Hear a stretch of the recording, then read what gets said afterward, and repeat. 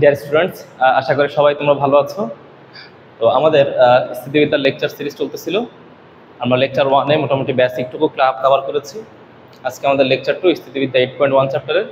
তো তোমাদের যে অঙ্কটা আজকে দেখাবো সেটা হচ্ছে 3p এবং 2p মানের, আমি আবার বলতেছি, 3p এবং 2p মানের বল দুইটির লব্ধির মান হচ্ছে আর।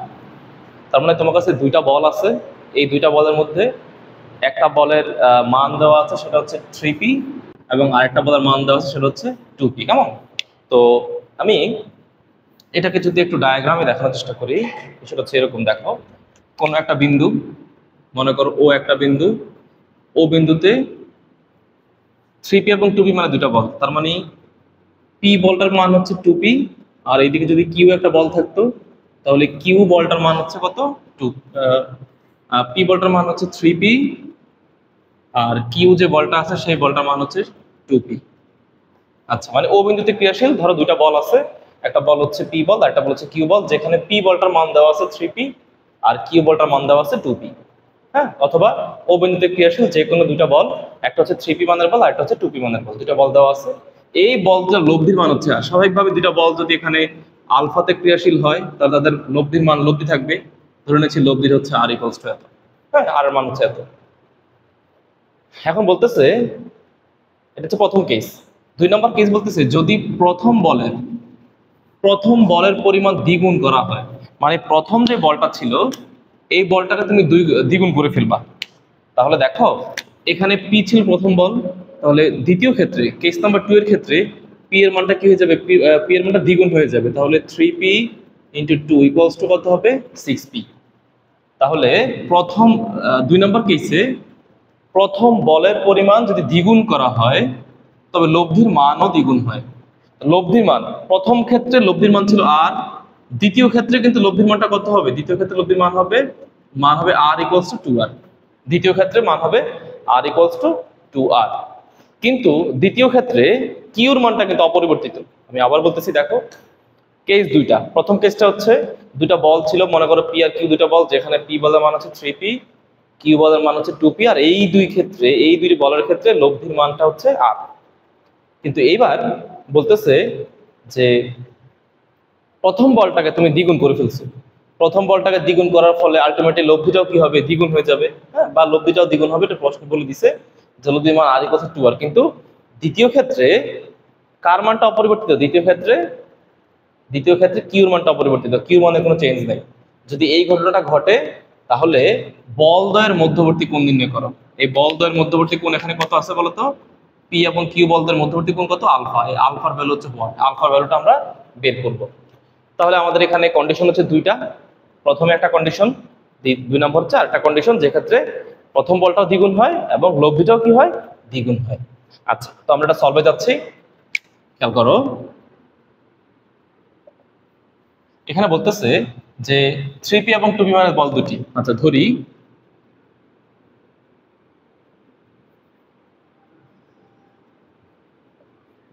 ও বিন্দুতে ক্রিয়াশীল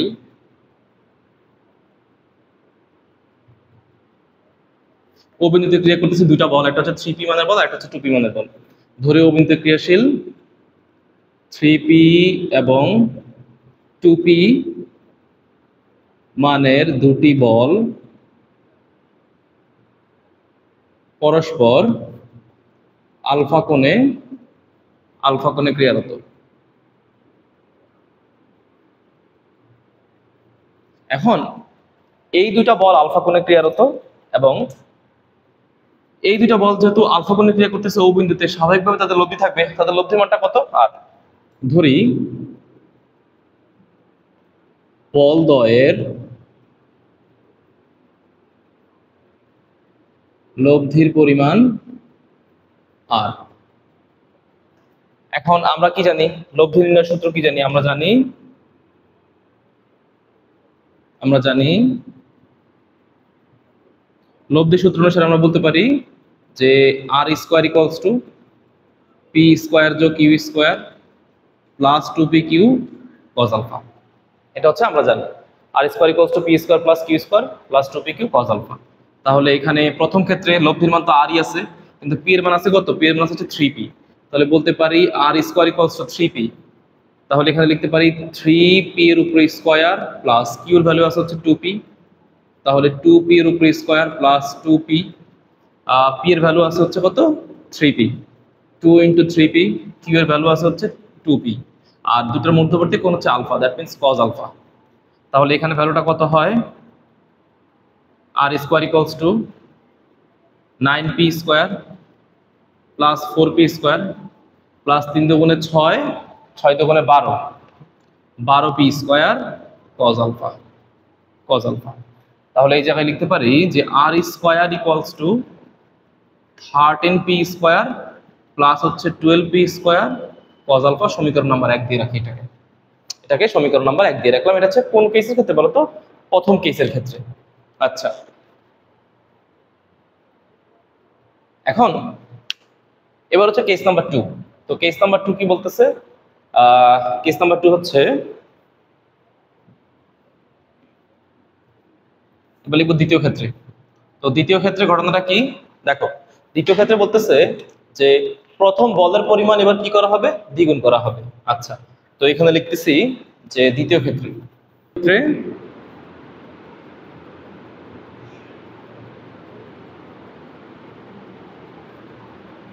দ্বিতীয় ক্ষেত্রে বলতেছে প্রথম বলের পরিমাণ দ্বিগুণ করা হবে। তাহলে প্রথম বলের পরিমাণ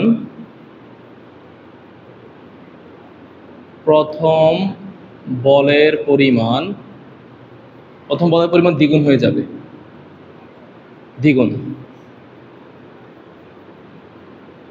অর্থাৎ প্রথম ভ্যালুটা ছিল কত 3p না, এখন 2 গুণ হয়ে কত হয়ে যাবে 6p হয়ে যাবে।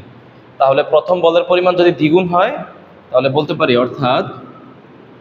অর্থাৎ 3p into 2 equals two 6p।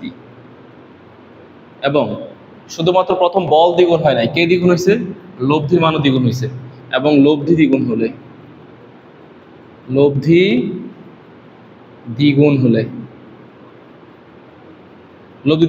লব্ধির মানটা কত, লব্ধির মান আগে ছিল আর, এখন হয়ে গেছে কত 2r, 2r হলে এবং লব্ধি দ্বিগুণ হলে অর্থাৎ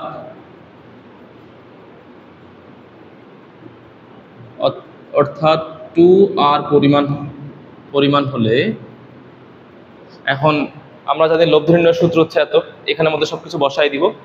তো খেয়াল করো, এই জায়গাটা মুছে দিচ্ছি, আমার 1 নাম্বার ইকুয়েশন তো লাগবে, এই জন্য 1 নাম্বার ইকুয়েশনটা থাকুক, আমি এখান থেকে 2 নাম্বার ইকুয়েশনটা বের করবো। তো বলো, এখানে আমরা জানি এটা হচ্ছে লব্ধি নির্ণয়ের সূত্র। তো এই ক্ষেত্রে বলো আর এর মানটা এখন কত আছে, আর এর মান হচ্ছে এখন 2r পরিমাণ। তাহলে এখানে লিখবো হচ্ছে 2r, তার উপর হচ্ছে স্কোয়ার। p এর ভ্যালুটা কত আছে, p এর ভ্যালুটা হচ্ছে 6p, তো লিখতে পারি 6p স্কোয়ার প্লাস q এর ভ্যালু কত আছে, q এর ভ্যালু আছে হচ্ছে 2p, তার উপর স্কোয়ার প্লাস 2 ইন্টু p এর ভ্যালু আছে হচ্ছে এখন 6p, আর q এর ভ্যালু আছে হচ্ছে এখন 2p ইন্টু কজ আলফা। তাহলে এখানে ভ্যালু কত হয়, ভ্যালু হচ্ছে 4r square equals to 36p square plus 4p square plus 6 দুগুণে 12, 12 দুগুণে 24p square cos alpha, 24p square cos alpha. তাহলে এখানে পরের ইকুয়েশনটা কত হবে, 4r স্কোয়ার ইকুয়ালস টু 36। তাহলে এখানে বলতে পারি 36 আর 4 যোগ করলে কত হবে, 40p স্কোয়ার। আচ্ছা, আর এখানে হবে 24p square into cos alpha, equation number 2। তো এবার এখানে চিন্তা করতে পারি এভাবে, দেখো যে আমাকে তো আসলে দিন শেষে কার মান বের করতে হবে, আলফার মান বের করতে হবে। আলফাটা কি, এই যে মূল যে বলগুলো ছিল যে 3p এবং হচ্ছে 2p, বা p এবং q মানে যে দুটা বল, তারা ও বিন্দুতে কত কোণে ক্রিয়াশীল ছিল, ও বিন্দুতে তারা আলফা কোণে ক্রিয়াশীল ছিল। কেমন, তো আমার আসলে আলফার মানটা বের করার জন্য আমি 1 এবং 2 নম্বর সমীকরণ থেকে আলফার মানটা বের করবো। তো আলফার মান বের করতে গেলে আমার আলটিমেটলি কার দরকার নেই, যে আর এর মানগুলো দরকার নেই। হ্যাঁ, তো আমি একটা কাজ করি, 2 নাম্বার থেকে 1 নাম্বার সমীকরণটা বিয়োগ করব, কিন্তু 2 নাম্বার সমীকরণে আছে 4r স্কোয়ার, আর 1 নাম্বার সমীকরণ এখানে আছে হচ্ছে r স্কোয়ার। তাহলে আমি 2 থেকে যদি 1 বিয়োগ করি এবং 1কে যদি 4 দিয়ে গুণ করে বিয়োগ করি, তাহলে এই পার্টটা কত হয়ে যাবে, এই পার্টটা কাটাকাটি চলে যাবে। তাহলে আমি লিখতে পারি, এই জিনিসগুলো মুছে দিচ্ছি, এগুলোর প্রয়োজন নাই। আমি লিখতে পারি এরকম করে যে 2 বিয়োগ 1 কিন্তু 1 এর সাথে 4 দ্বারা গুণ করতেছি, তাহলে 4r স্কোয়ার, এই যে এই পাশে 4r স্কোয়ার, এটা r স্কোয়ার, তাহলে এটা 0 হয়ে যাবে, এই পাশটা বাম পাশটা 0 হয়ে যাবে। তাহলে এখানে আছে 40p স্কোয়ার, এটা লিখি 40p square plus 24p square cos alpha. তারপরে বিয়োগ, এটার সাথে 4 দ্বারা গুণ করতে হবে, তাহলে 4 into 13p square plus 12p square cos alpha, 12p square cos alpha. আচ্ছা, এখন এখানে কত হয়, এখানে দেখো 0 equals to 40p square plus 24p square cos alpha minus 12 sorry 4 × 52 52p square minus হচ্ছে 48 4 48p square cos alpha, P square cos alpha. আচ্ছা, এবার এখানে একটু কাটাকাটি করতে পারি, যে 0 ইকুয়ালস টু 40 থেকে 52 গেলে হবে minus 12p square plus plus তো আর হবে না, 24 থেকে 48 গেলে হবে minus 24p square cos alpha. তাহলে এখান থেকে যদি সাজিয়ে লিখি, এই পাশটাকে এটা এখানে নিয়ে আসি, 24p square cos alpha equals to minus 12p square. একটা কাজ করে দুই পাশ থেকে পি স্কোয়ারটাকে বাদ দিয়ে দিই, তাহলে cos alpha equals to minus 12/24, minus 12/24। তাহলে এখানে লিখতে পারি কত, cos alpha equals to minus half. এখন আমরা জানি কজ কত ডিগ্রি মান মাইনাস হাফ বলো তো, কজ 120 ডিগ্রি মান হচ্ছে মাইনাস হাফ, তাহলে কজ 120 ডিগ্রি। তাহলে লিখতে পারি আলফা ইকুয়ালস টু 120 ডিগ্রি। এখন খেয়াল করে দেখো যে আমাদের কিন্তু এটাই বের করতে বলতেছে যে দুটা বল ও বিন্দুতে ক্রিয়াশীল 3p এবং 2p মানের দুটা বল, তারা ধরে নিলাম কত গুণে ক্রিয়াশীল, তারা আলফা গুণে ক্রিয়াশীল। এই আলফা কোণটা কত, আলফা কোণটা আসলে 120 ডিগ্রি। যদিও ছবিটা আমরা আঁকছি দেখে মনে হচ্ছে যে এটা 120 ডিগ্রি না, তাহলে আসলে কি এটা আসলে এই 2p মানের বলটা হয়তো এই দিকে কোনো একটা দিকে ক্রিয়া করতেছিল, এই যে এই দিকে কোনো একটা জায়গা হয়তো বা ক্রিয়া করতেছিল। টোটাল কোণটার পরিমাণ কত হবে, আসলে টোটাল কোণটার পরিমাণ হবে 120 ডিগ্রি। কেমন?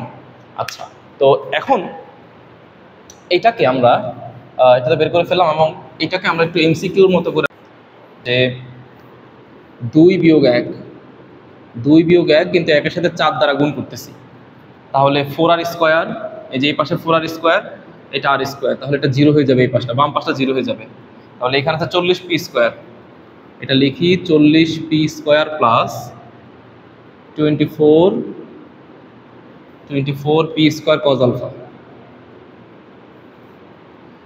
তারপরে বিয়োগ, এটার সাথে 4 দ্বারা গুণ করতে হবে, তাহলে 4 into 13p square plus 12p square cos alpha, 12p square cos alpha. আচ্ছা, এখন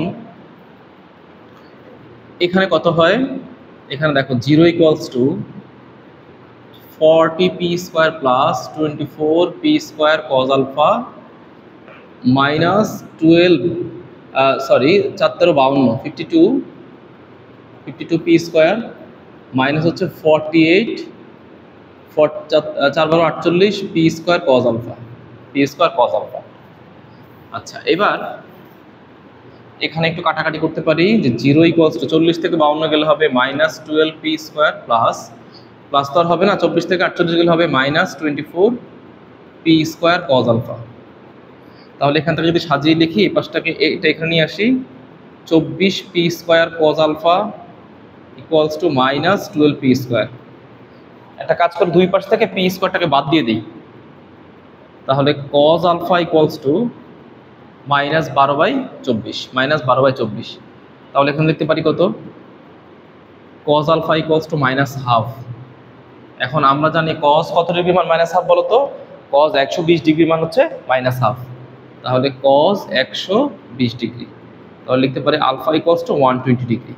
এখন খেয়াল করে দেখো যে আমাদের কিন্তু এটাই বের করতে বলতেছে যে দুটা বল ও বিন্দুতে ক্রিয়াশীল 3p এবং 2p মানের দুটা বল, তারা ধরে নিলাম কত গুণে ক্রিয়াশীল, তারা আলফা গুণে ক্রিয়াশীল। এই আলফা কোণটা কত, আলফা কোণটা আসলে 120 ডিগ্রি। যদিও ছবিটা আমরা আঁকছি দেখে মনে হচ্ছে যে এটা 120 ডিগ্রি না, তাহলে আসলে কি এটা আসলে এই 2p মানের বলটা হয়তো বা এই দিকে কোনো একটা দিকে ক্রিয়া করতেছিল, এই যে এই দিকে কোনো একটা জায়গা হয়তো বা ক্রিয়া করতেছিল। যে টোটাল কোণটার পরিমাণ কত হবে, আসলে টোটাল কোণটার পরিমাণ হবে 120 ডিগ্রি। কেমন? আচ্ছা, তো এখন এটাকে আমরা এটা তো বের করে ফেললাম। এখন এই অঙ্কের রেসপেক্টে পি এর মানটা কত ছিল? পি এর মানটা হচ্ছে 3p পরিমাণ ছিল, আর কিউর মানটা ছিল 2p পরিমাণ। তাদের লব্ধি ছিল ইনিশিয়ালি হচ্ছে আর পরিমাণ, ইনিশিয়ালি লব্ধিটা ছিল কত পরিমাণ? আর পরিমাণ। তো এখন তুমি কি করছো, এই প্রথম বলটাকে তুমি দ্বিগুণ করছো, তাহলে 2 × 3p, আর দ্বিতীয় বলটাকে তুমি ঠিকঠাক রাখছো কনস্ট্যান্ট। এর ফলে কি হয়েছে, লব্ধিটা কত হয়ে গেছে? লব্ধিটাও দ্বিগুণ বেড়ে গেছে। বিষয়টা হচ্ছে এরকম না? তাহলে এর জন্য এই বল দুইটার মধ্যবর্তী কোণ নির্ণয়ের সূত্র হচ্ছে cos α = -m+1 × q / 2mp। আমি আবার বলতেছি -m+1 × q / 2mp। আচ্ছা, এখন একটা পরিচয় দিচ্ছি, বলো এমটা হচ্ছে কি? এমটা হচ্ছে তুমি যত ইউনিটে বাড়াবা, যত পরিমাণ তুমি বাড়াবা। দেখো তুমি প্রথম বলটাকে কত পরিমাণ বাড়াইছিলা? 2 গুণ বাড়াইছিলা, লব্ধিটাও এর ফলে কত গুণ হয়ে গেছে? দ্বিগুণ হয়ে গেছে। তাহলে এটা হচ্ছে আমাদের তত ইউনিট, যত ইউনিট আমি বাড়াচ্ছি। তাহলে -2 + 1, বলো কিউটার মান কত ছিল? ইনিশিয়ালি কিউর মান কত ছিল? কিউর মান 2p না? তাহলে কিউর মান হচ্ছে 2p / 2 × এম হচ্ছে যত ইউনিট বাড়াইছি, ইউনিটটা কত? 2 ইউনিট। আর পি এর মান, ইনিশিয়ালি পি এর মান কত ছিল? পি এর মান হচ্ছে 3p। তাহলে বলতে পারি -6p / 2 × 4, 3 × 4 12p। এটা হচ্ছে কার ভ্যালু? cos α এর ভ্যালু। তাহলে বলতে পারি cos α = -12। তাহলে cos α = cos 120 ডিগ্রি, সুতরাং α = 120 ডিগ্রি। এটা হচ্ছে এই দুইটা বলের 3p এবং 2p মানে দুইটা বলের মধ্যবর্তী কোণের মান হচ্ছে α = 120 ডিগ্রি। তো আমি এটা আরেকবার ব্রিফ করে দিচ্ছি, সেটা হচ্ছে ইনিশিয়ালি যে দুইটা বল থাকবে, সেই দুইটা বলের স্বাভাবিকভাবে একটা লব্ধি থাকবে। এখন ওই দুইটা বলের মধ্যে তুমি যেই কোনো একটা বলকে যেই পরিমাণে বাড়াবা, লব্ধিটাও ঠিক ওই পরিমাণে বাড়াইতে হবে। যেমন এখানে প্রথম বলটাকে আমি দ্বিগুণ করছিলাম, এর ফলে লব্ধিটাও কত গুণ হয়েছে? দ্বিগুণ হয়েছে। কিন্তু আমি কিন্তু কিউ বলটাকে কিন্তু বাড়াই নাই, কিউটাকে কনস্ট্যান্ট রাখছি।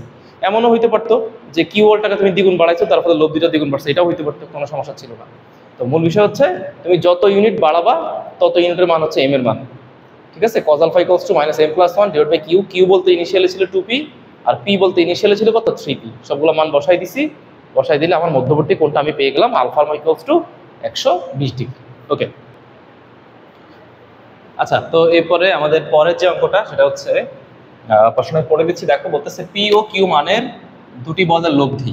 আচ্ছা, এখন ধরে নিচ্ছি যে ও বিন্দুতে ক্রিয়াশীল দুইটা বল আছে, একটা হচ্ছে পি বল, আর একটা হচ্ছে কিউ বল। ওকে, তো চিন্তা করো যে পি ও কিউ মানের দুটি বলের লব্ধি। আচ্ছা, লব্ধিটা কত? লব্ধিটা ধরে নিচ্ছি এখানে আছে, লব্ধিটা আছে, লব্ধি এখানে, লব্ধির মান হচ্ছে মনে করো আর, ধরে নিলাম। এখন লব্ধি পি বলের দিকের সাথে, মানে এই আর পি বলের দিকের সাথে 60 ডিগ্রি কোণ তৈরি করে। আচ্ছা, তার মানে কি লব্ধি আর এই পি বলের সাথে কত ডিগ্রি কোণ তৈরি করতেছে? 60 ডিগ্রি কোণ তৈরি করতেছে। এই কোণের পরিমাণ হচ্ছে থিটা, থিটার মান হচ্ছে 60 ডিগ্রি। ক্লিয়ার? আচ্ছা, এরপরে বলতেছে যে পি বলটাকে দ্বিগুণ করলে, তার মানে পি এর যে ফোর্স ছিল এটাকে এখন দ্বিগুণ করে ফেলবো। তাহলে কন্ডিশন নাম্বার 2। আচ্ছা, এবার এখানে চলে যাচ্ছি, খেয়াল করো। এবার দেখো এখানে যে পি যতটুকু ছিল, এই পি বলটাকে এবার দ্বিগুণ করে ফেললাম। তো দ্বিগুণ করলে আলটিমেটলি কি হবে? পি বলটা একটু বড় হবে। পি বলটা বড় হচ্ছে মানে পি এর পরিমাণ হয়ে গেছে এখন কত? 2p পরিমাণ। আচ্ছা, কিউর জায়গায় কিউ ঠিকঠাক রাখছি, কিউ ঠিকঠাকই আছে, ধরে নিলাম তারা পরস্পর আলফা কোণে ক্লিয়ার হতো, মধ্যবর্তী কোণ হচ্ছে আলফা। এখন বলতেছে পি বলটাকে দ্বিগুণ করলে, স্বাভাবিকভাবে তুমি যদি পি বলটাকে দ্বিগুণ করো, তো দ্বিগুণ করলে কি হবে? লব্ধিটা, এতক্ষণ লব্ধিটা কি করছে? লব্ধিটা পি বলের সাথে 60 ডিগ্রি কোণ তৈরি করছে। এখন পি যদি তুমি বাড়ায় ফেলো, তাহলে লব্ধিটা কি হবে? 60 ডিগ্রি থেকে আরেকটু পি এর দিকে বেঁকে থাকবে না? কারণ পি এর এখন ফোর্স বেশি, পি এর ফোর্স বেশি হওয়ার ফলে কি হবে? সে লব্ধিটাকে নিজের থেকে আরো বেশি টেনে রাখবে। একটু আগে পি লব্ধিকে 60 ডিগ্রি কোণে টানছে যখন পি এর মান শুধু পি ছিল। তো এখন যদি পি এর ফোর্সটাকে আমি দ্বিগুণ করে ফেলি, সে লব্ধিটাকে কি করবে? সে নিজের থেকে আরো টেনে রাখবে। সে টেনে রাখার পরিমাণটা কত কোণ বলো তো? 30 ডিগ্রি। তাহলে এইবার লব্ধিটা দেখো এখানে ছিল 60 ডিগ্রি, সে একটু কমে গেছে আরো। সে এবার এইখানে থিটা কোণ, এই থিটা কোণের মান হচ্ছে 30 ডিগ্রি। Theta = 30 degree. ক্লিয়ার? এত হলে ধরে নিচ্ছি যে তারা পরস্পর ও বিন্দুতে আলফা কোণে ক্লিয়ার হতো। এই আলফার মানটা আমাকে চাচ্ছে, আলফা মান হচ্ছে হোয়াট? বলতেছে পি ও কিউ এর মধ্যবর্তী কোণ নির্ণয় করো। তো পি ও কিউ এর মধ্যবর্তী কোণ ধরে নিলাম কত, আলফা। এই আলফার মানটা আমাকে বের করতে হবে, কেমন? আচ্ছা, তো অঙ্কের কেস মূলত দুইটা। প্রথম কেসটা কি বলছি, পি ও কিউ হচ্ছে দুইটা বল, তারা পরস্পর আলফা কোণে ক্রিয়ারত ও বিন্দুতে, এবং লব্ধিটা, তাদের যে লব্ধি আছে সেই লব্ধিটা পি বলের সাথে 60 ডিগ্রি কোণে ক্রিয়ারত। প্রথম কেস হচ্ছে এটা। দ্বিতীয় কেসে বলতেছে যে পি বলটাকে তুমি দ্বিগুণ করে ফেলছো, দ্বিগুণ করার ফলে স্বাভাবিকভাবে কি হবে, লব্ধিটা এবার পি এর দিকে আরেকটু টেনে আসবে, সে আরেকটু কাছাকাছি রাখার চেষ্টা করবে লব্ধিকে। তো লব্ধি এবার কত ডিগ্রি কোণ হয়ে গেল, 60 থেকে নেমে 30 ডিগ্রি হয়ে গেল। এই দুই কন্ডিশনের রেসপেক্টে আমাকে কার মান বের করতে হবে, আমাকে তাদের মধ্যবর্তী কোণ আলফা বের করতে হবে। ওকে, তো আমি অঙ্কের প্রথম কেসে যাচ্ছি। আচ্ছা, প্রথম কেস হচ্ছে যে ধরে নিচ্ছি, ধরি ও বিন্দুতে পি কমা কিউ দুটি বল আলফা কোণে ক্রিয়ারত।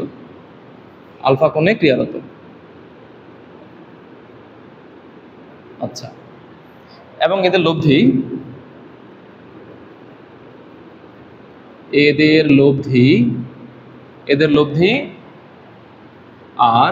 আর এদের লব্ধি আর কি হচ্ছে বলতো, পি বলের সাথে কত ডিগ্রি কোণে আছে, 60 ডিগ্রি কোণে আছে, এবং এদের লব্ধি পি বলের সাথে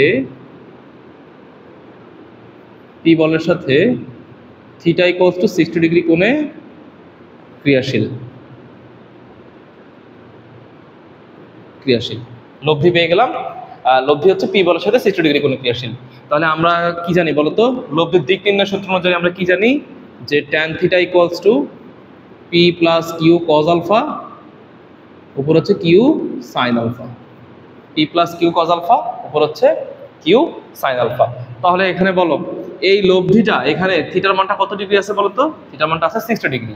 তাহলে সে এখানে কাজ করতেছে tan 60 ডিগ্রি, এবং P plus Q cos alpha equals to এখানে হচ্ছে কত, কিউ সাইন আলফা। ঠিক আছে, কিউ সাইন আলফা।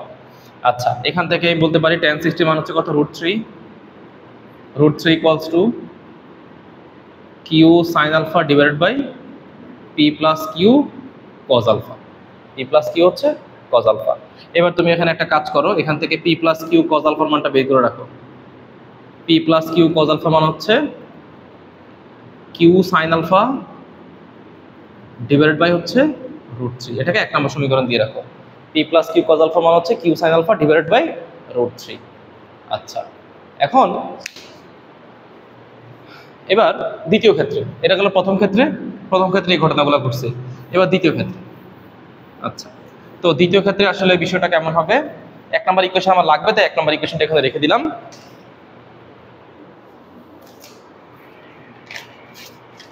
তো দ্বিতীয় ক্ষেত্রে কি বলতেছে,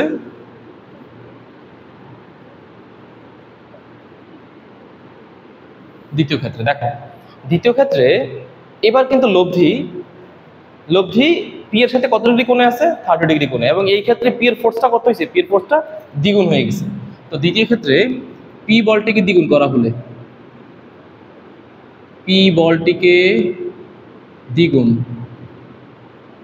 অর্থাৎ 2p পরিমাণ করা হলে লব্ধি, এখন বলো দ্বিগুণ করছি, লব্ধি 2p এর সাথে কত ডিগ্রি কোণে ক্লিয়ার হতো, 30 ডিগ্রি কোণে ক্লিয়ার হতো, করা হলে লব্ধি আর 2p এর সাথে 30 ডিগ্রি কোণে ক্রিয়ারত। সুতরাং লব্ধির দিক নির্ণয় সূত্র অনুযায়ী আমরা কি জানি বলতো, tan theta equals to P plus Q cos alpha, উপরে হচ্ছে কত, কিউ সাইন আলফা। ঠিক আছে, তো স্বাভাবিকভাবে এখন কি অবস্থা হবে, এখন থিটার মানটা কত ডিগ্রি, দ্বিতীয় ক্ষেত্রে 30 ডিগ্রি, তাহলে বসিয়ে দাও tan 30 degree equals to Q sine alpha divide by, বলো এখন কিন্তু পি বলতে আর পি নাই, পি বলতে এখন কত আছে, পি বলতে আছে এখন 2p, তাহলে 2p plus Q cos alpha. আচ্ছা, এবার আমরা একটা কাজ করতে পারি, যে এই লাইনটা মুছে দিই, এই লাইনটা আমাদের প্রয়োজন নাই। আচ্ছা, এটা মুছে দিলাম। tan 30 মান হচ্ছে 1/√3 আচ্ছা, এখানে উপরে কিউ সাইন আলফাটা রাখলাম 2p। তো 2p কে আমি একটু ভেঙে লিখতে পারি p plus Q cos alpha. কেন বলো তো? কারণ আমি এখানে p প্লাস কিউ কজ আলফার মানটা বের করে রাখছি। p plus Q cos alpha মান হচ্ছে Q sine alpha divided by হচ্ছে √3। তো এই পাশটা মুছে দিচ্ছি। আচ্ছা, তো এখানে লিখতে পারি যে 1/√3 equals to Q sine alpha divided by P plus, এই P plus Q cos alpha মান হচ্ছে Q sine alpha by √3, Q sine alpha divided by √3, Q sine alpha divided by √3। আচ্ছা, তো এটা পুরোটাই মুছে দিচ্ছি, এটার আর কাজ নাই।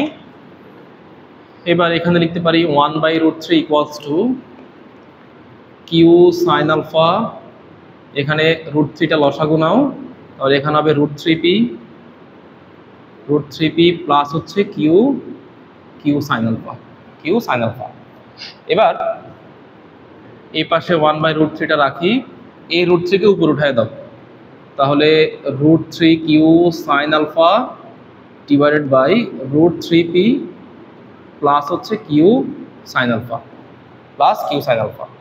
ওকে, তো এবার স্বাভাবিকভাবে এখান থেকে একটু ক্যালকুলেশন করা যায়। মুছে দিলাম এই লাইনটা। এবার এই লাইনের পরে এই লাইন, কেমন? আচ্ছা, কোনাকুনি গুণ করো, তাহলে এখানে কত হবে 3q sine alpha equals to √3p plus Q sine alpha.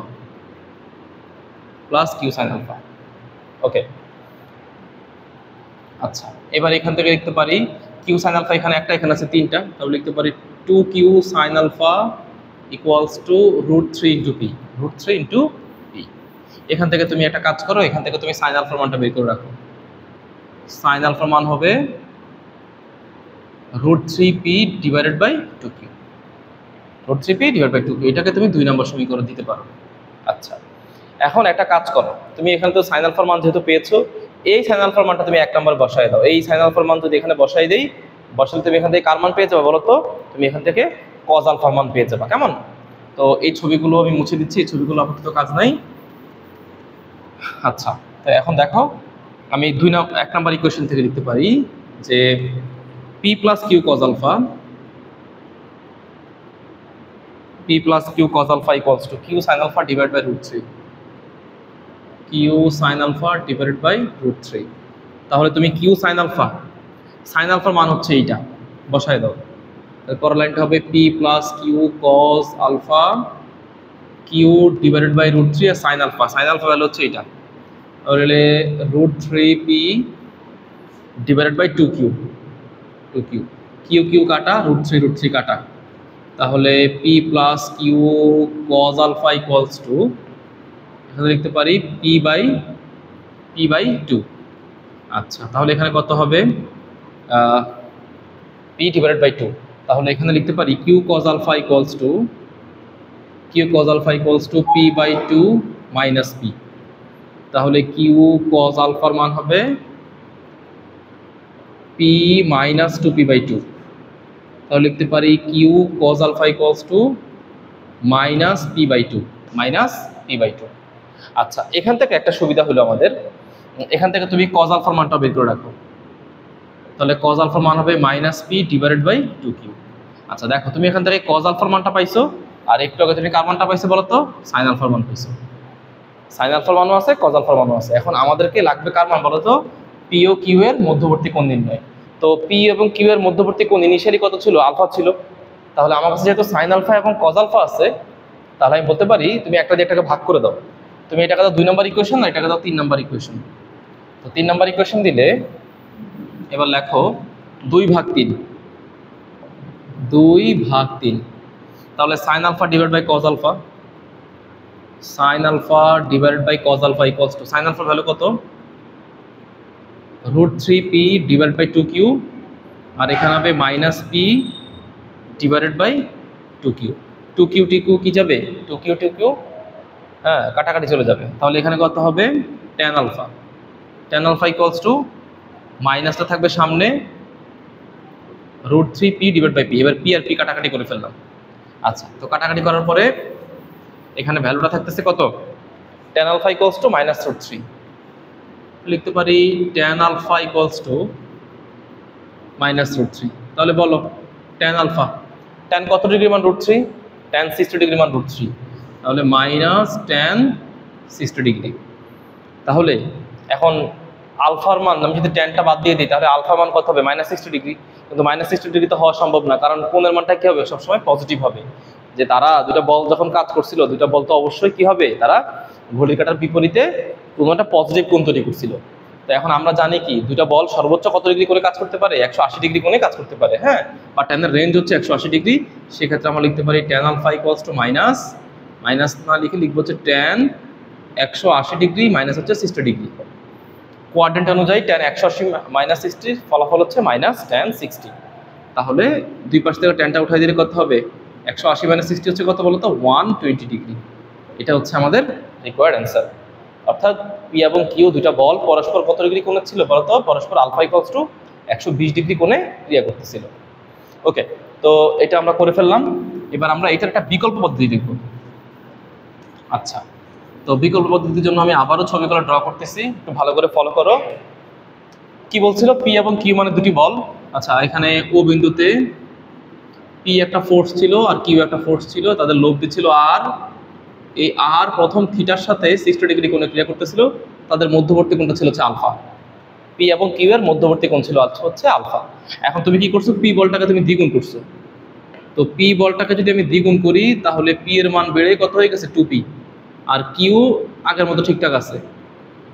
লব্ধিটা এখন কি হবে, পি দ্বিগুণ হওয়ার ফলে লব্ধিটা কি হয়েছে, সে পি এর দিকে আরো বেশি পরিমাণ বেঁকে আছে।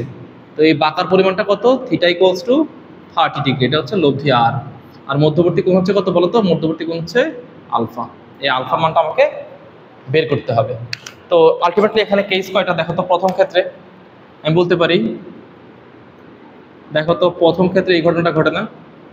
আচ্ছা, উভয় ক্ষেত্রেই যেহেতু লব্ধিটা পি বলের সাথে থিটা পরিমাণ কোণ তৈরি করতেছে, তাহলে উভয় ক্ষেত্রে আমি বলতে পারি লব্ধির দিক নির্ণয় সূত্র হচ্ছে tan theta equals to P plus Q cos alpha, উপরে হচ্ছে কিউ সাইন আলফা। আচ্ছা, এখন এই সূত্রের মধ্যে আমরা দুটা ক্ষেত্রে ইউজ করব। প্রথম হচ্ছে tan 60 ডিগ্রি। প্রথম ক্ষেত্রে tan 60 degree equals to, tan 60 degree যখন ছিল তখন কিউর মান কিউই ছিল, পি এর মানটাও পি ছিল, সেম টু সেম একই ভ্যালু, সমীকরণ নাম্বার 1। কিন্তু দ্বিতীয় ক্ষেত্রে, এই যে দ্বিতীয় ক্ষেত্রে বলো, দ্বিতীয় ক্ষেত্রে এখন tan এর মান, এই যে থিটার মানটা এখন কত ডিগ্রি, এখন হয়ে গেছে 30 ডিগ্রি। তাহলে লিখতে পারি tan 30 degree equals to Q sine alpha divided by P এর মানটা এখন কত ডিগ্রি, পি এর মানটা এখন কত, পি এর মানটা হচ্ছে এখন 2p পরিমাণ, কারণ পি এর মান দ্বিগুণ হওয়ার কারণে তো থিটার মানটা 30 ডিগ্রি হয়েছে। তাহলে লিখতে পারি পি এর মানটা হচ্ছে 2p প্লাস কিউ। কিউর ভ্যালুটা কত, কিউর ভ্যালুটা এক্সিস্টিং কনস্ট্যান্ট অবস্থায় আছে, কিউর ভ্যালু সেম, তার মানে হচ্ছে কিউ কজ আলফা। এটা হচ্ছে ইকুয়েশন নাম্বার 2। এখন ছবিও মোটামুটি বুঝে ফেললাম, ছবির সাথে অ্যাকর্ডিং টু দ্য কোশ্চেন মিল রাখলাম। এখন একটা কাজ করবো, এটাকে 1 এবং 2 কে ভাগ করে দিব। তুমি যে কোনোটাই করতে পারো, তুমি 1/2 লিখতে পারো, 2/1 লিখতে পারো, কোনো সমস্যা নেই, তোমার ইচ্ছার বিষয়। তাহলে 1/2। তাহলে উপরে আছে tan 60, নিচে আছে tan 30। tan 60 ডিভাইডেড বাই হচ্ছে tan 30 ডিগ্রি ইকুয়ালস টু, তাহলে এখানে কত হয় দেখো তো। উপরে কত আছে, উপরে সমীকরণে আছে হচ্ছে Q sine alpha divided by P plus Q cos alpha, নিচে হচ্ছে Q sine alpha divided by 2p plus Q cos alpha. আচ্ছা, tan 60 মান হচ্ছে √3 আর tan 30 মান হচ্ছে 1/√3। এখন এখানে কিউ সাইন আলফা কি যাবে, এটা কাটাকাটি চলে যাবে। 2p প্লাস কিউ কজ আলফাটা উপরে চলে যাবে, 2p প্লাস কিউ কজ আলফাটা উপরে চলে যাবে, আর p প্লাস কিউ কজ আলফাটা নিচে নেমে আসবে। তাহলে এবার এখানে দেখতে পারি এই √3টা উপরে চলে যাবে। তো √3 আর √3 গুণ করলে কত হবে, √3 গুণ করলে হবে 3। তাহলে লিখতে পারি 3 equals to 2p plus Q cos alpha, p plus Q cos alpha. তাহলে এখানে লিখতে পারি 3p plus 3q cos alpha equals to 2p plus q cos alpha। Just কোনাকুনি গুণ করছি, জাস্ট সিম্পল কোনাকুনি গুণ করছি। আচ্ছা, তো এবার এখানে চলে আসবো। আচ্ছা, এখানে ইকুয়েশন দুটো ছিল, তো ইকুয়েশন দুটো লাগবে আমার পরবর্তীতে। আচ্ছা, আমি নিচে লিখতেছি, সমস্যা নেই। তো এবার এখানে খেয়াল করো যে 3p, তো তাহলে 3p থেকে p গেলে এখানে হবে এই লাইনটার পরে এখানে আছে 3p আর এখানে আছে 2p, তাহলে 3p থেকে p গেলে হবে শুধু p plus 3q cos alpha আর এখানে cos alpha q cos alpha, তাহলে এখানে হবে plus 2q cos alpha equals to 0। কেমন? তো এবার এখান থেকে বলতে পারি যে 2q cos আলফা। হ্যাঁ, তাহলে p এর মান, এখান থেকে p এর মানটা বের করে নাও। p এর মানটা হচ্ছে -2q cos আলফা। এখন এই p এর মান তুমি হয় সমীকরণ 1 এ বসাই দিবা অথবা সমীকরণ 2 এ বসাই দিবা, তোমার ইচ্ছার বিষয়। তো আমি p এর ভ্যালু -2q cos আলফাটা যেহেতু সমীকরণ একটা হাতের কাছে আছে, আমি সমীকরণ 1 এর মধ্যেই বসিয়ে দিচ্ছি। আচ্ছা, তো সমীকরণ 1 এ যদি বসিয়ে দেই, সমীকরণ 1 এখানে কত আছে, tan 60 degree, tan 60 degree equals to q sin alpha divided by p plus q cos alpha. তো p এর ভ্যালু কত আছে, -2q cos alpha, -2q cos alpha. আচ্ছা, এরপরে আর এখানে আছে কত, plus q cos alpha, q cos alpha.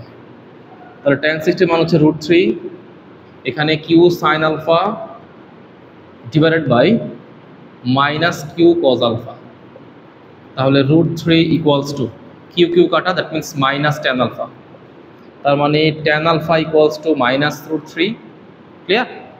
Minus দ্বারা দুই পাশে গুণ করে দিলাম, তাহলে tan আলফা ভ্যালুটা কত হবে, tan আলফা ভ্যালু হবে -tan 60 ডিগ্রি। তাহলে tan alpha equals to tan 180 - 60 degree, quadrant অনুযায়ী কত হবে, 180 - 60 ডিগ্রি। তাহলে এখানে অঙ্কের ভ্যালুটা কত হবে, ভ্যালু হবে tan alpha equals to tan 120 degree. সুতরাং আলফা ইকুয়ালস টু 120 ডিগ্রি, অর্থাৎ পি ও কিউ যে দুইটা বল ছিল, এই দুইটা বল পরস্পর কত ডিগ্রি কোণে ক্রিয়ারত ছিল, তারা অ্যাকচুয়ালি 120 ডিগ্রি কোণে ক্রিয়ারত ছিল।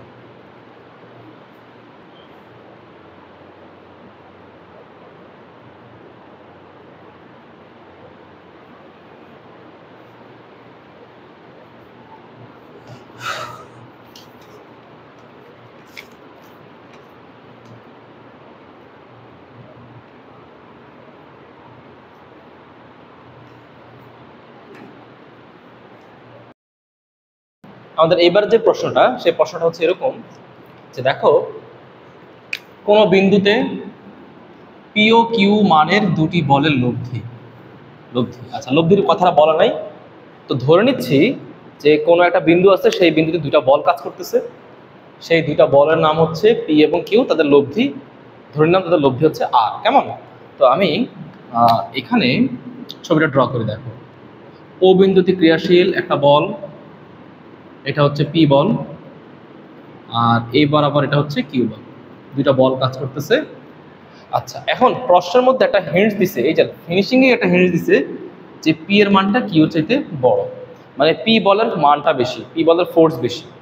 আচ্ছা, তো এবার স্বাভাবিকভাবে তাহলে কি হবে, পি বলের যেহেতু ফোর্স বেশি, সে কি হবে, পি বলের যেহেতু ফোর্স বেশি, সে অ্যাকচুয়ালি কি হবে, সে লব্ধি আরটাকে নিচের দিকে বেশি টেনে রাখবে। তো যদি দুইটা বল সমান হতো তাহলে লব্ধিটা মাঝখান বরাবর কাজ করতো, এই যে মাঝখান বরাবর কাজ করতো। এখন তো আর মাঝখান বরাবর কাজ করবে না লব্ধি, কারণ পি এর মানটা বড়, তাহলে লব্ধিটা হচ্ছে একটু পি এর দিকে বেঁকে থাকবে। তো পি এর দিকে বেঁকে থাকার পরিমাণটাকে আমি একটু এইভাবে দেখাইলাম, এটা হচ্ছে লব্ধি আর, সে পি এর দিকে একটু বেঁকে আছে। ওকে, এখন বলতেছে পি ও কিউ মানের দুটি লব্ধি তাদের অন্তর্গত কোণকে, তো তাদের অন্তর্গত কোণ কত ধরে নিলাম যে পি এবং কিউ এর অন্তর্গত কোণ হচ্ছে টোটাল আলফা, তাদের অন্তর্গত কোণকে 1/3 বিভক্ত করে। আচ্ছা, এখন চিন্তা করো এই যে এই লব্ধি আর, এই লব্ধি আর তাদের অন্তর্গত কোণ, তাদের অন্তর্গত কোণ কত ছিল? তাদের অন্তর্গত কোণ হচ্ছে আলফা। এই আলফাকে সে 3/1 বিভক্ত করে, অর্থাৎ এই এতটুকুর মান হবে কত? এতটুকুর মান হবে অ্যাকচুয়ালি α/3।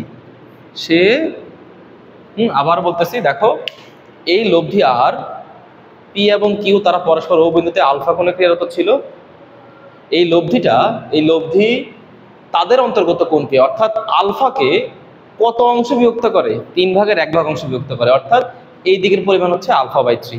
তো এই দিকের পরিমাণ যদি α/3 হয় তাহলে এই দিকের পরিমাণটা কত? তুমি এখান থেকে বিয়োগ করে বলতে পারবা যে α মাইনাস α/3, তাহলে 3 লসাগু 2α মাইনাস আলফা, দ্যাট মিনস এই দিকটা হচ্ছে কত বলতো?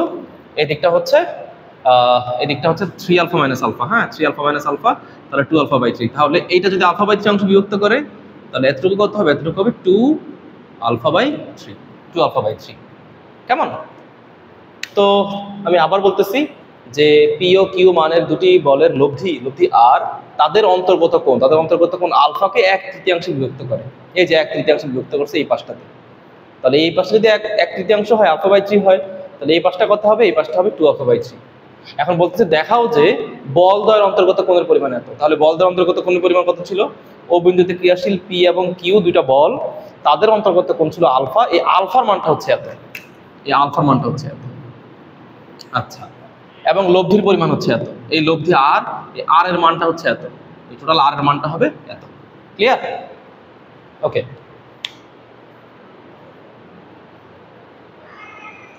তো এখন চিন্তা করো, তুমি এই পাশটাতে একটু ভেবে দেখো যে প্রথমে ও বিন্দুতে কয়টা বল কাজ করতেছিল? ও বিন্দুতে কাজ করতেছিল দুইটা বল, একটা হচ্ছে পি বল এবং একটা হচ্ছে কিউ বল। তারা কাজ করতেছিল কত বলে? আলফা বলে। তো আলফা হওয়ার কারণে তোমার এখানে কিন্তু ফ্র্যাকশন চলে আসছে, কারণ লব্ধিটা এই আলফাকে α/3 অংশে বিভক্ত করছে। কিন্তু তুমি যদি এই মানটাকে আলফা না ধরে, টোটাল যদি এভাবে চিন্তা করো যে যেহেতু 3/1 বিভক্ত করে, 3/1 বিভক্ত করে কে? লব্ধি। তাহলে তুমি একটা কাজ করো, তুমি ও বিন্দুতে ক্রিয়াশীল পি এবং কিউ বলের যে মধ্যবর্তী কোণ, এই মধ্যবর্তী কোণটাকে তুমি 3α হিসেবে বিবেচনা করো।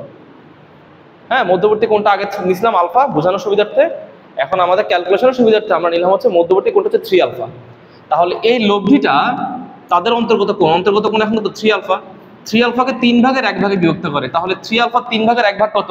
3/1 হচ্ছে শুধু আলফা। তাহলে যদি এতটুকু আলফা হয়, টোটালটা 3α, তাহলে এইটা কতটুকু হবে? এইটা হবে 2α। এটা হবে 2α, যে অন্তর্গত কোণকে 1/3 বিভক্ত করে। তাহলে এই লব্ধি আর সে পি বলের সাথে বেঁকে থাকবে, এবং লব্ধি আর যদি টোটাল 3α কোণকে আলফা কোণে বিভক্ত করে তাহলে সে বাকি অংশটা দিকটা কত হবে? কিউ এর সাথে সে কত ডিগ্রি কত কোণ তৈরি করতেছে? কিউ এর সাথে সে আসলে 2α পরিমাণ কোণ তৈরি করতেছে। যদি করে তাহলে দেখাও যে বল দ্বয়ের অন্তর্গত পরিমাণ। তাহলে এখন বল দ্বয়ের অন্তর্গত পরিমাণ কত? 3α না? তাহলে 3α ভ্যালু হবে এইটা, আর লব্ধির মান বের করতে হবে হচ্ছে এইটা। আর এখানে কন্ডিশন দিয়েছে p is greater than q, আর p is greater than q হওয়ার ফলে কি হবে? লব্ধি আরটা পি এর দিকে বেঁকে থাকবে, সে মাঝখান দিয়ে যাবে না। ঠিক আছে? তো এই কন্ডিশনাল রেসপেক্টে এখন আমরা অঙ্কটা শুরু করতেছি। দেখো, প্রথমে লিখবো যে ধরি ও বিন্দুতে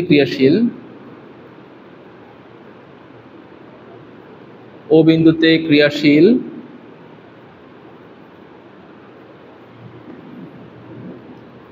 পি এবং পি কমা কিউ মানের দুটি বল, তারা কত বলে ক্রিয়ারত? তারা কত কোণে ক্রিয়ারত? 3α কোণে ক্রিয়ারত। তো ও বিন্দুতে ক্রিয়াশীল পি কমা কিউ মানের দুটি বল 3α কোণে ক্রিয়ারত।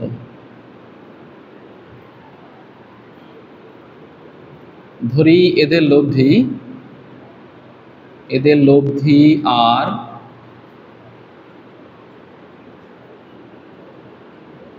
পি বলের সাথে, বলো এই লব্ধি আরটা সে পি বলের সাথে কত কোণ তৈরি করতেছে? আলফা কোণ। ধরি এদের লব্ধি আর পি বলের সাথে আলফা এবং কিউ বলের সাথে 2α কোণে কার্যরত। ঠিক আছে? তাহলে অঙ্কের প্রথম অংশটা আমাদের হয়ে গেল। এখন আচ্ছা, তো এই পাশটা আমি মুছে দিচ্ছি, এই পাশটা আমার দরকার নেই, প্রশ্নের এই অংশটুকু দরকার নেই, এটা মুছে দিচ্ছি। এগুলো হচ্ছে বের করবো। দেখাও যে বল দ্বয়ের অন্তর্গত কোণের পরিমাণ এত। তো এখন আমরা জানি কি, আমরা জানি হচ্ছে বলের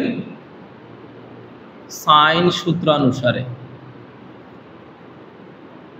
বলের বলের কি বলতো, বলের সাইন সূত্রানুসারে। আচ্ছা, তো চিন্তা করো বলের সাইন সূত্র অনুসারে কি ছিল, আমাদের ফর্মুলাটা ছিল কি, যখন আমরা পি বল নিব, যখন আমরা পি বল নিব তখন আমাদেরকে দেখতে হবে যে লব্ধি আর, এখানে একটা বিষয় জানার হচ্ছে, বিষয়টা হচ্ছে এরকম জানতে হবে, আমি আবার বলতেছি এখানে একটা বিষয় জানা খুব গুরুত্বপূর্ণ, যে ধরো লব্ধি আর, এই লব্ধি আর যদি পি এবং কিউ উভয় বলের সাথে তার কোণ দেওয়া থাকে, তাহলে আমরা কেবলমাত্র কি ইউজ করতে পারবো, আমরা বলের সাইন সূত্র ইউজ করতে পারবো। তো এখানে দেখো লব্ধি আর সে পি বলের সাথে আলফা কোণ আছে, এবং লব্ধি আর কিউ বলের সাথে কত কোণ তৈরি করতেছে, 2 আলফা কোণ তৈরি করতেছে। যেহেতু কোণগুলো দেওয়া আছে বা কোণগুলো আমরা বের করে নিয়েছি, এর জন্য আমরা ইউজ করতে পারবো হচ্ছে বলের সাইন সূত্র। তো ফর্মুলাটা কি, যখন পি বল নিব তখন দেখতে হবে লব্ধি আর কিউ এর সাথে কত কোণ তৈরি করছে, কত কোণ তৈরি করছে, 2 আলফা। তাহলে এখানে লিখবো হচ্ছে সাইন 2 আলফা ইকুয়ালস টু, এবার নিব হচ্ছে কিউ বল, যখন কিউ নিব তখন দেখতে হবে লব্ধি আর পি এর সাথে কত কোণ তৈরি করতেছে, লব্ধি আর পি এর সাথে কত কোণ তৈরি করছে, আলফা, তার নিচে হচ্ছে সাইন আলফা।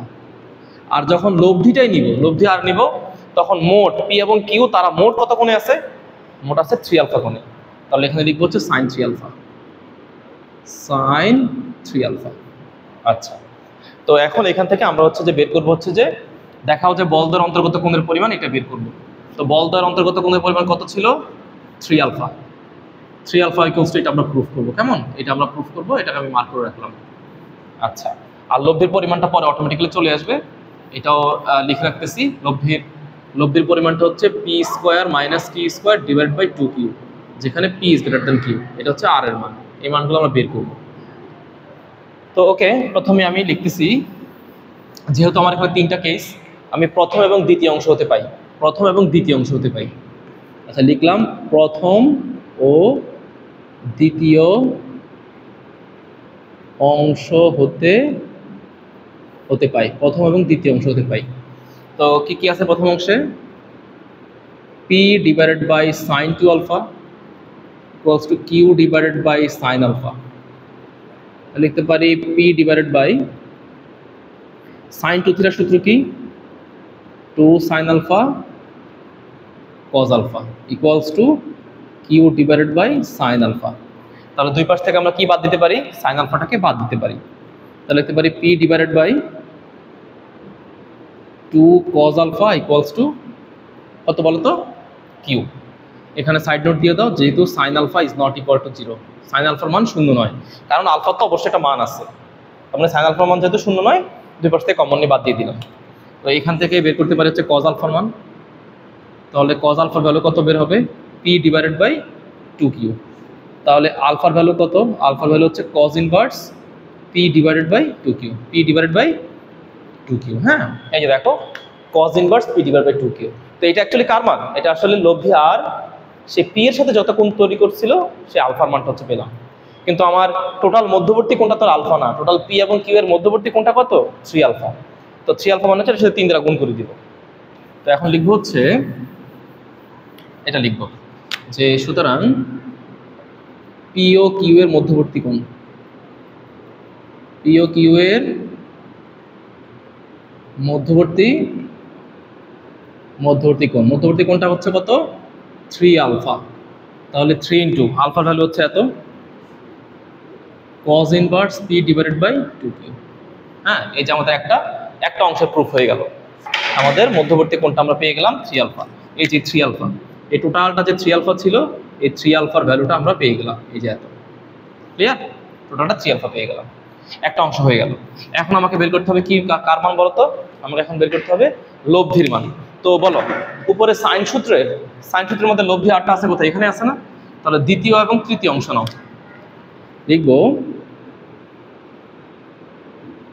দ্বিতীয় ও তৃতীয় অংশ হতে পাই।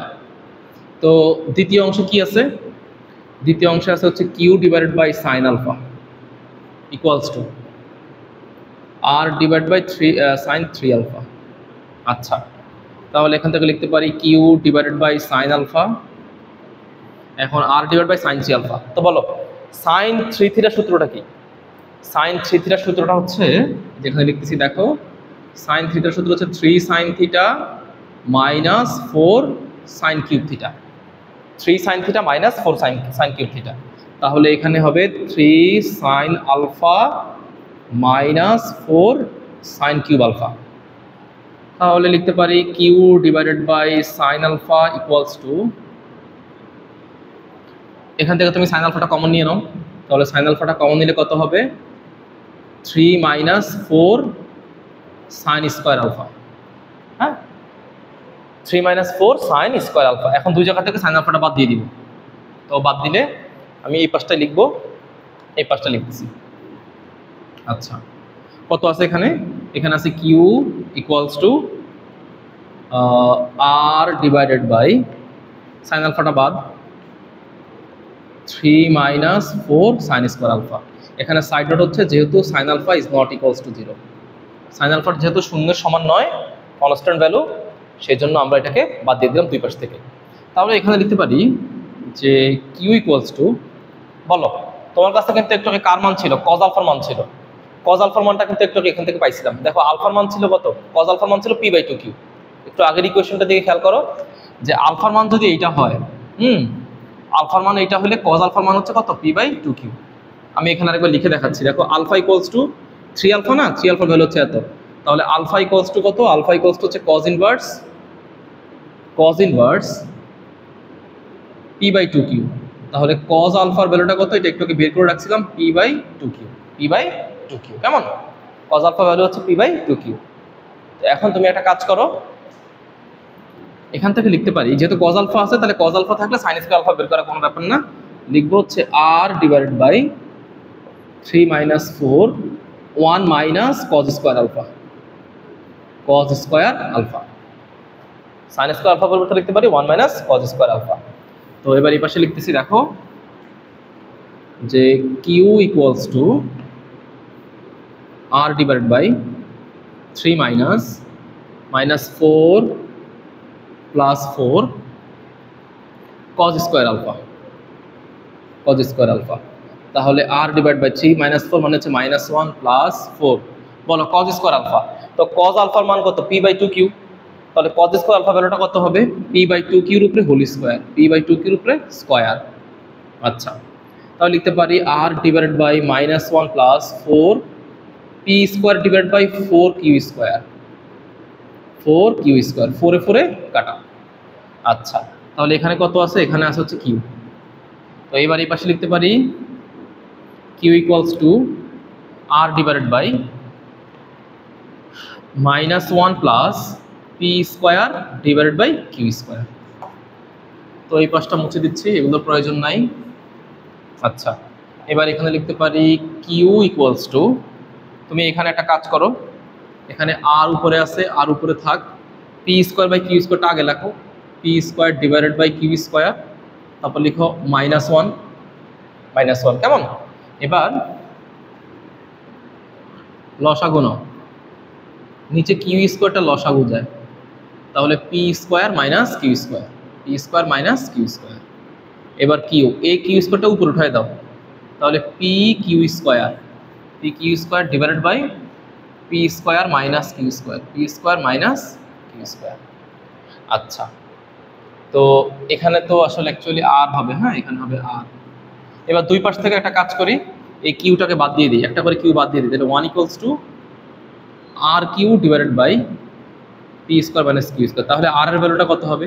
এটা চলে আসবে এখানে, আর এই কিউটা চলে আসবে নিচে, P square minus Q square. দেখো P square minus Q square, ঠিক আছে? আচ্ছা, তো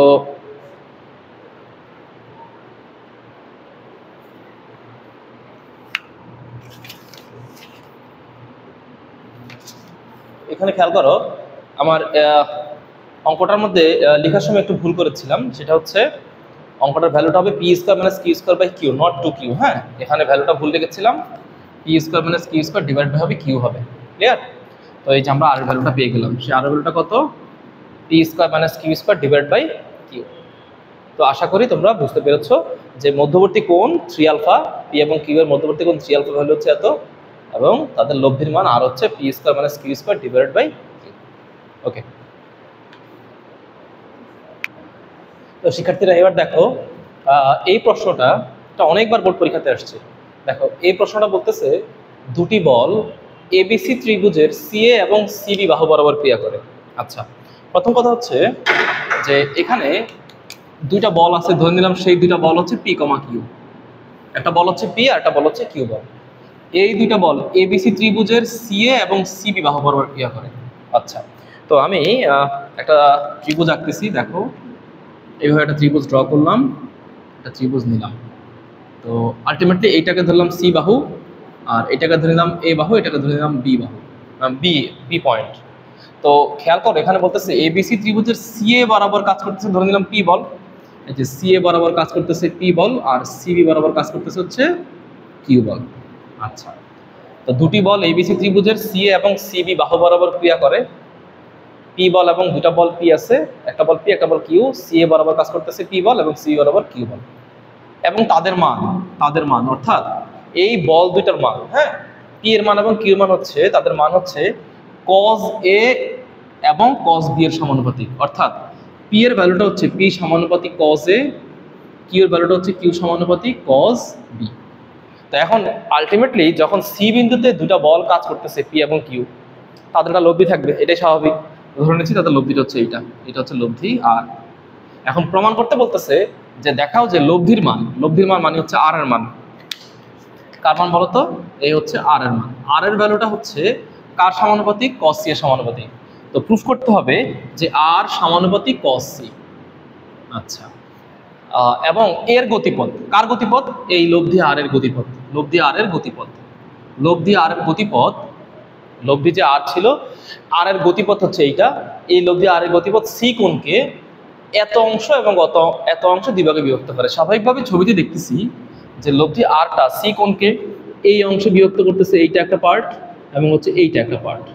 তার মানে এই দুইটা পার্টের মধ্যে যে কোনো একটা পার্ট হবে এই অংশ, মানে এত পরিমাণ কোণ, এবং অন্য আরেকটা পার্ট হবে এত পরিমাণ কোণ। কোনটা কত তা আমরা জানি না, আমরা এটা বের করবো, ঠিক আছে?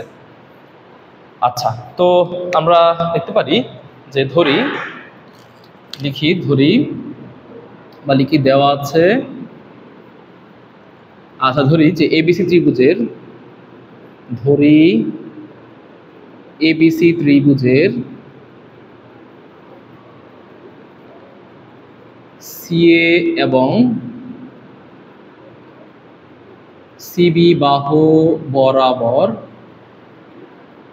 পি কমা কিউ, কি বল কাজ করতেছে? পি কমা কিউ মানের দুটি বল ক্রিয়ারত।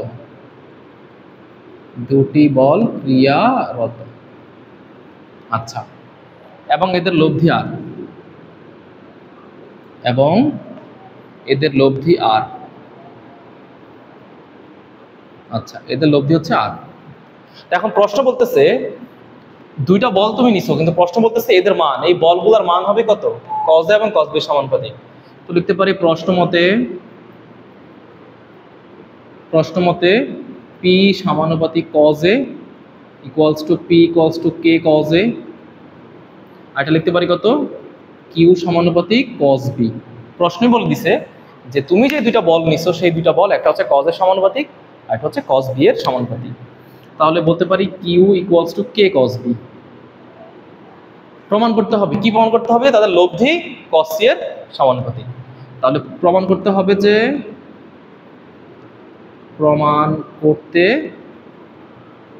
যে লব্ধি আর সমানুপাতিক sin c, অর্থাৎ r equals to k sin c। এটা আমরা প্রুফ করব। r ইকুয়ালস টু কত বলো তো? k sin c। আমরা প্রুফ করব হচ্ছে r equals to k sin c। আচ্ছা, এটা উপরে লিখতেছি, এখানে লিখতেছি যে প্রমাণ করতে হবে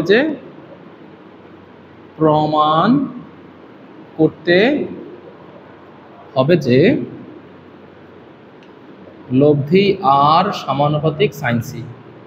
অর্থাৎ অর্থাৎ R equals to K sine C, এটা প্রুফ করব, R equals to K sine C. ঠিক আছে, তো এখন আমরা কি জানি তাহলে বলো তো, লব্ধি নির্ণয় সূত্র কি? লব্ধি নির্ণয় সূত্র থেকে আমরা জানি যে আমরা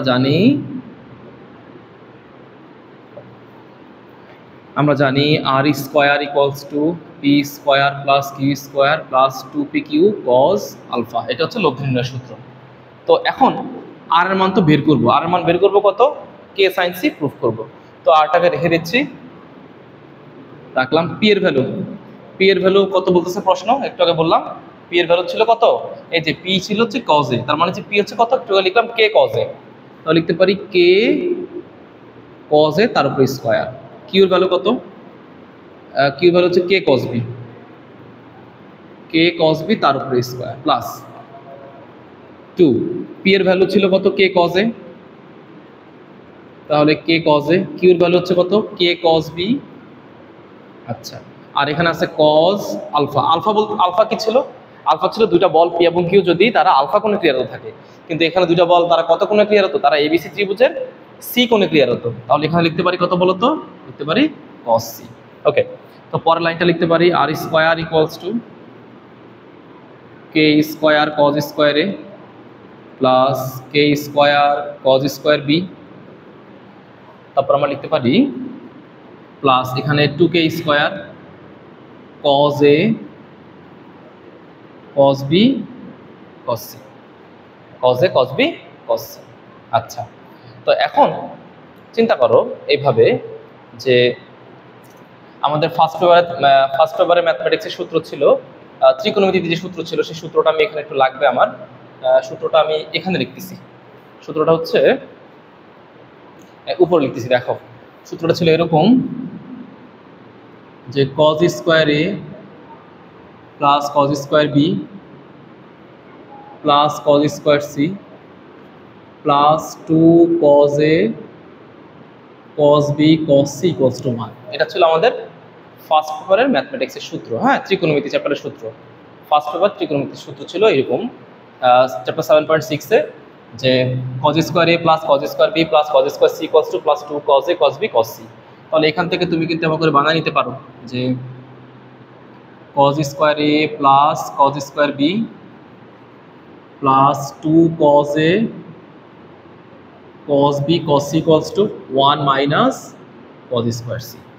এটা অ্যাকচুয়ালি আমরা এখানটা ইউজ করব, ঠিক আছে। তো এখন দেখো এই জায়গাতে লিখতে পারি যে আর স্কোয়ার ইকুয়ালস টু, তুমি এখান থেকে সব জায়গা থেকে কে স্কোয়ারটা কমন নাও, তাহলে কত হয় cos square A plus cos square B, cos square A plus cos square B plus হচ্ছে 2 কজ এ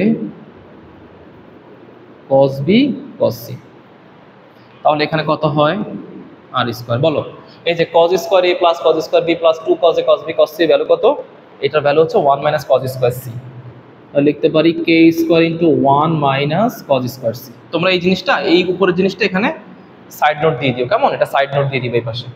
ওকে, তো এবার লিখতে পারি যে আর square equals to k square sine square C, r square equals to k square sine square C. তাহলে এখানে value কত পাবো, ভ্যালুটা হবে আর স্কোয়ার ইকুয়ালস টু, আচ্ছা কে স্কোয়ার সাইন স্কোয়ার সিটা আবার লিখলাম, তাহলে আর এর ভ্যালু হবে কে সাইন সি, তাহলে আর সমানুপাতিক কে সাইন সি, প্রুভড। তো অঙ্কের প্রথম অংশটা আমরা প্রুফ করে ফেললাম, সেটা হচ্ছে আর সমানুপাতিক কে সাইন সি, অর্থাৎ লব্ধির যে মানটা, হ্যাঁ, আর এখানে সমানুপাতিক দিলে কেটা থাকবে না, লব্ধির যে মানটা সেই মানটা হচ্ছে কার সমানুপাতিক, কস সি এর সমানুপাতিক। এখন প্রুফ করতে হবে এই লব্ধির ডিরেকশন, এই লব্ধির ডিরেকশনটা সে সি কোণের সাথে এত, অর্থাৎ পি বলার সাথে সে এত কোণে আছে এবং কিউ বলার সাথে সে এত কোণে আছে। এত কোণে থাকার মানে কি, সে অ্যাকচুয়ালি সি কোণকে এই দুটো অংশে ভাগ করছে, সে একটা ভাগের পরিমাণ হবে এত আর একটা ভাগের পরিমাণ হবে এত। তার মানে আসলে কি, এই কোণগুলো বের করার মানে আসলে কি, মানে হচ্ছে সে পি এবং কিউ বলার সাথে কত ডিরেকশনে আছে, কত ডিরেকশনে আছে বা তার দিকটা কেমন। তাহলে আমরা বলতো লব্ধির দিক নির্ণয় সূত্র অনুযায়ী আমরা কি পাই বলতো, আমরা জানি লব্ধির দিক নির্ণয় সূত্র কি। আচ্ছা, লব্ধির দিক বের করতে হবে এবার। তাহলে লব্ধির দিক কি সূত্র বলতো, দিক নির্ণয় সূত্র হচ্ছে tan theta equals to P plus Q cos alpha, উপরে হচ্ছে কিউ সাইন আলফা। ক্লিয়ার? তো এখন চিন্তা করো, এখানে ট্যান থিটাটা রাখলাম। এই ট্যান থিটা মানে অ্যাকচুয়ালি কত? এই ট্যান থিটা মানে আসলে হচ্ছে যে এই আর বলটা এই সি এর সাথে কত ডিগ্রি কোণ তৈরি করছে, এটা হচ্ছে থিটা, এইটা হচ্ছে থিটা। আর এই উপরটা কত? এটা হচ্ছে টোটালটা হচ্ছে সি কোণ। টোটালটা কত কোণ? টোটালটা হচ্ছে সি কোণ। তাহলে এটা যদি থিটা হয় তাহলে এইটা কত হবে? এইটা হবে সি মাইনাস থিটা। আচ্ছা, তাহলে ট্যান থিটার ভ্যালু হচ্ছে এত। এখন বলো এই অঙ্কের রেসপেক্টে পি এর মানটা কত ছিল? পি হচ্ছে পি সমানুপাতিক কজ এ, তাহলে পি এর মানটা হবে k cos A, k cos A plus Q এর মানটা কত ছিল? কিউ এর মান ছিল হচ্ছে কে কজ বি। আচ্ছা, আর আলফা, আলফা বলতে অ্যাকচুয়ালি কি? আলফা হচ্ছে পি এবং কিউ এর মধ্যবর্তী কোণ। তাহলে এখানে পি এবং কিউ এর মধ্যবর্তী কোণ কত? সি না? টোটাল সি কোণে আছে, তাহলে লিখতে পারি হচ্ছে কজ সি, কজ সি। আর উপরে কিউ এর মান হচ্ছে কে কজ বি, আর উপরে হচ্ছে কজ সরি উপরে হচ্ছে সাইন সি, আলফার মান হচ্ছে সাইন সি। হ্যাঁ, সূত্রটা ইউজ করলাম। আচ্ছা, তো এবার এখানে চিন্তা করো, দুই পাশ থেকে কত কমন নিয়ে বাদ দিতে পারি দেখো তো। এই কেটা কমন নিয়ে বাদ দিতে পারি, তাহলে উপরে কি থাকে? উপরে থাকে actually cos B sine C, cos B sine C, আর এই পাশে হচ্ছে ট্যান থিটা। আচ্ছা, তাহলে এখানে কি অবস্থা হবে? এখানে হবে কজ এ, কে বাদ চলে গেলে এখানে হবে cos B cos C, cos B cos C. আচ্ছা, ঠিক আছে। তো এরপর একটা কাজ করব এবার। দেখো তো এখানে দেখো সব জায়গাতে বি আর সি, তাহলে এই কোণটা আছে না, এই কোণটাকে কিসে কনভার্ট করে ফেলবো? এই কোণটাকে কনভার্ট করে ফেলবো হচ্ছে বি আর সি তে কনভার্ট করে ফেলবো। এখন কিভাবে কনভার্ট করব? দেখো আমরা জানি যে যেহেতু এবিসি ত্রিভুজ নিয়ে কাজ করতেছি, তাহলে এবিসি ত্রিভুজের ভ্যালু কত? এবিসি ত্রিভুজের ভ্যালু মানে তিনটা কোণের সমষ্টি হচ্ছে 180 ডিগ্রি। তাহলে শুধুমাত্র কোণ এ এর ভ্যালু কত হবে? Pi minus B plus C. Pi minus কত বলো তো? B plus C. কেমন? তাহলে আমরা এখানে লিখতে পারি যে tan থিটা ইকুয়ালস টু, এই জায়গায় লিখতে পারি cos b sin c গেল। তাহলে cos এখানে এর পরিবর্তে লিখবো কত? Pi minus B plus C plus cos b cos c। এটা হচ্ছে কার ভ্যালু? এটা হচ্ছে tan থিটার ভ্যালু, tan থিটার ভ্যালু। ওকে, তো অংশের এই অংশটা মুছে দিচ্ছি, এগুলো মুছে দিচ্ছি, এগুলো লাগবে না। এইটা যেহেতু বের করবো, এটা থাকুক, এটা থাকুক। আচ্ছা, তো এবার এখানে উপরে লিখতেছি, দেখো লিখলাম হচ্ছে tan থিটা ইকুয়ালস টু, এখানে কত হয়? উপরে হচ্ছে cos b sin c, cos b sin c। তাহলে cos পাই মাইনাস বি প্লাস সি, তাহলে কোয়াড্রেন্টের জন্য পাই এর জন্য cos এর কোনো পরিবর্তন হবে না, কিন্তু পাই থেকে বিয়োগ করলে সেই সাইনের ঘরে পড়ে, তাই সামনে কি আসবে? সামনে আসবে একটা মাইনাস। তাহলে লিখতে পারি minus cos b plus C plus cos b cos c, cos b cos c plus হচ্ছে cos b cos c। আচ্ছা, এবার চিন্তা করো এখানে এটা ঠিক থাকুক, cos b sin c টাকে ঠিক রেখে এখানে একটা কাজ করো, cos a প্লাস b সূত্র ফেলো। তো cos a প্লাস b সূত্র কি? cos a cos b minus sin a sin b। তো লিখতে পারি cos b cos c minus sin b minus sin b sin c। কেমন? আর বাকি এখানে কত ছিল? cos b cos c, লিখতে পারি cos b cos c, cos b cos c। ঠিক আছে, তো এবার এই অংশটা মুছে দিলাম। আচ্ছা, তো এবার এখানে চিন্তা করো, এখানে এই লাইনের পরে এই লাইন, ঠিক আছে? এখানে কত লিখতে পারি? উপরে আছে cos b sin c, minus দ্বারা গুণ করো, তাহলে minus cos b cos c, মাইনাসে মাইনাসে plus sin b sin c, sin b sin c। আর এখানে আগে থেকে কত ছিল? এখানে আগে ছিল plus cos b cos c, cos b cos c। তো এখন তুমি চিন্তা করো এখানে কি কাটাকাটি যায়? এই minus cos b cos c আর এই cos b cos c টা কাটাকাটি চলে যায়। তো যদি কাটাকাটি চলে যায় তাহলে এখানে ভ্যালু কত পেলাম? ভ্যালু পেলাম হচ্ছে tan theta equals to cos b sin c divided by sin b sin c, sine B sine C, sine B sine C. এখন এখানে আবার দেখো এই সাইন সি কাটাকাটি করা যায়, এই দুইটা আবার কাটাকাটি। তো এই দুইটা কাটাকাটি করলে এখানে কত হবে, tan theta equals to cos B by sine B মানে হচ্ছে cot বি, cot বি। এখন অ্যাকচুয়ালি আমার আসলে ভ্যালু কার দরকার, থিটার মানটা দরকার। তো থিটার ভ্যালু বের করতে গেলে এখানে tan আছে, এখানেও কি বানাইতে হবে, এখানেও অ্যাকচুয়ালি tan বানাইতে হবে। তো তাহলে আমি এখানে লিখতে পারি যে tan theta equals to tan pi by 2 minus B. একই কথা, tan pi by 2 minus B হলে কোয়াড্রেন্টের কারণে সেটা কত হয়ে যাবে, cot বি হয়ে যাবে। কেমন? তাহলে দুই পাশ থেকে এবার আমি ট্যানটা বাদ দিয়ে দিই। থিটা ইকুয়ালস টু কত হবে, পাই বাই 2 মাইনাস বি। তাহলে থিটা ইকুয়ালস টু, এখন 2 লসাগু নাও, তাহলে পাই মাইনাস 2b। এখন বলো পাই এর মানটা কত, পাই হচ্ছে 180 ডিগ্রি, মানে 3 কোণের সমষ্টি। কার কার, কোণ এ, কোণ বি, কোণ সি। তো লিখতে পারি কোণ A plus B plus C minus 2b divided by 2 equals to theta. Clear? তাহলে থিটা ইকুয়ালস টু কত পেলাম বলো তো, থিটা ইকুয়ালস টু পেয়ে গেলাম হচ্ছে যে 2a plus C minus B থেকে 2b করলে এই যে মাইনাস বি, এই দেখো পেয়ে গেলাম। এই দেখো সি প্লাস এ, এই যে হাফ ইন্টু, একই কথা, এটা উপরে লিখলে হাফ ইন্টু সি প্লাস এ মাইনাস বি, এই যে থিটার মান, এই থিটার মানটা পেয়ে গেলাম। দেখছো, এই একটা অংশ পেয়ে গেলাম থিটার মান। তাহলে আমাকে আরো একটা অংশ বিভক্ত করতে হবে, সে আরো একটা অংশ কত, আরেকটা অংশ হচ্ছে সি মাইনাস থিটা। তো লিখো এটা হচ্ছে একটা অংশ, আরেকটা অংশ লিখো। সুতরাং অপর অংশ, অপর অংশ, অপর অংশ, অপর অংশ কত হবে, টোটাল কোণ ছিল কত, সি, বিয়োগ করবো কত, থিটা পরিমাণ। তাহলে সি মাইনাস থিটার মান আছে কত, A plus C minus B divide by 2। Clear? এখন 2 লসাগু, তাহলে 2c minus A minus C plus B.